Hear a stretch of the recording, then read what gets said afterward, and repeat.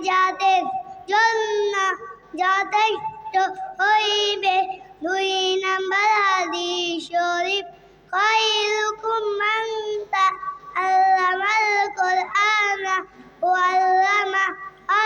তোমাদের মধ্যে সর্বোত্তম ওই ব্যক্তি যে কোরআন হাদিস শিক্ষা করে এবং শিক্ষা দেয়। 3 নাম্বার হাদিস শরীফ, তালাবুল ইলমি ফারিদাতুন আলা কুল্লি মুসলিম।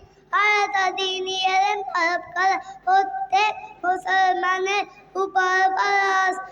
4 নাম্বার হাদিস শরীফ, আত-তুহুরু শাতরুল ঈমান। পবিত্রতা ঈমানের অঙ্গ। 5 নাম্বার হাদিস শরীফ, মিফতাহুল জান্নাতিস সালাহ।